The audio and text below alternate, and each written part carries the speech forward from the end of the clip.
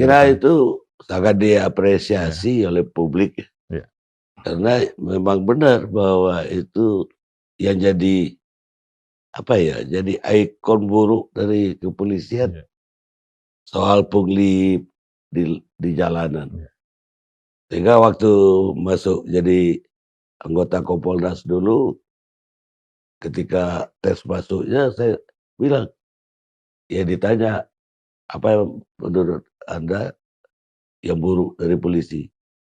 Saya bilang, "Bukan buruk dari polisi, orang lain tuh, aparat lain bukan nggak menerima pungli, ya, mungkin lebih gede, ya, mau mengajukan izin apa saja di republik ini, orang bayar, ya, terpaksa bayar, ya, kalau enggak dipersulit.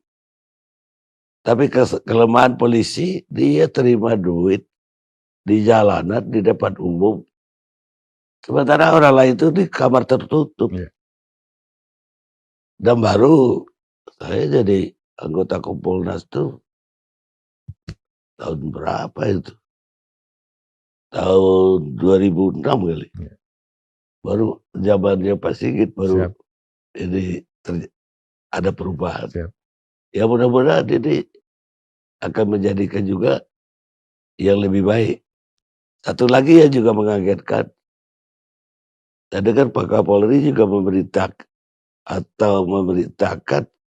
seluruh jajaran tidak ada lagi membayar uang sogok kepada Ya, atasan ya, tunai pangkat ya, atau untuk masuk sekolah. ya, Itu juga sangat diapresiasi banyak orang, karena itu sumber awal dari korupsi itu kan ya, dari situ. Kalau masuk sekolah aja kita ada dipungut, apalagi kalau kita pinjam pula ya, atau gadain ya, rumah orang tua. siap. Begitu kita menjabat kan kita harus cari Ya, untuk diganti. ya, Ini yang enggak, selama ini yang enggak, dan itu memang bisa merajalela karena si siswa ini nanti kalau udah jadi Kapolres, jadi apa, akan begitu lagi ya, keadaan ya, buahnya. Cuma yang saya khawatirkan satu aja, Pak. Saya membayangkan Polantas itu udah tiap hari, maka kayak berburu di bekolan-bekolan untuk nangkapin mobil yang ganjil genap aja itu korban tuh. ya. Lah sekarang ini kalau itu Pak Kapolri tegas melarangnya, orang itu kan begini Pak, kalau udah biasa gaji misalnya, taruhlah gaji 1 juta misalnya, tapi dapat 500 per hari, kan 1,5 juta jadi. Ya, Gaji 1 juta ya, sehari maksud saya. Untuk turun lagi belanja itu jadi 1 juta susah Pak, ya, karena kita udah terbiasa di ya, atas. ya, Jadi bagaimana saya nggak bisa bayangkan kawan-kawan di Polantas yang selama ini bisa, ya nggak pusing lah uang. Sekarang ini mati itu pendapatan. Ini apa yang harus dilakukan oleh Polri sendiri atau apa sarannya ke anak buah? iya. Jadi, Bang Karni, saya sering turun ke lapangan, jadi saya tentunya melihat bahwa sebenarnya anggota-anggota kita ini kan tidak hanya di fungsi lantas, ada juga yang di fungsi Babin Kamtibmas, ada juga yang di fungsi intelijen, ada yang di fungsi Samapta. Dan kalau saya lihat di lapangan, sekarang ini trennya alhamdulillah Bang, jadi anggota tentunya, eee, yang namanya income yang harus dibawa pulang ke rumah itu, ya pasti menjadi sesuatu yang diharapkan, tapi tidak kepada hal-hal yang bersifat negatif, tapi lebih kepada hal-hal yang kemudian itu bisa menjadi ribet buat mereka. Sebagai contoh, bagaimana teman-teman di Babin Kamtibmas, anak-anak buah yang di Babin Kamtibmas itu, mereka banyak yang kemudian, hidupnya kalau dari kepolisian ya Pas-pasan lah. pas-pasan. Tapi kemudian mereka melakukan hal lain yang buat saya itu juga saya nilai positif. Artinya kadang-kala ada yang gajinya dia sumbangkan untuk membuat semacam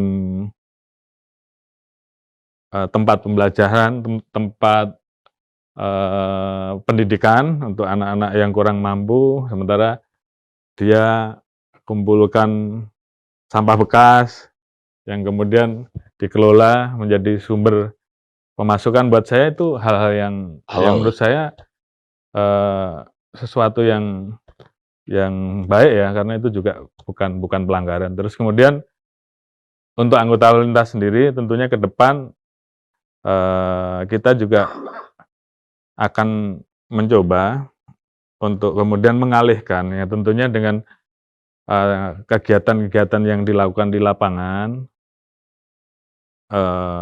penegakan hukum yang digeser, terus kemudian kegiatan-kegiatan dia yang mungkin lebih banyak edukasi dan turun di lapangan pada saat macet dan sebagainya, itu ke depan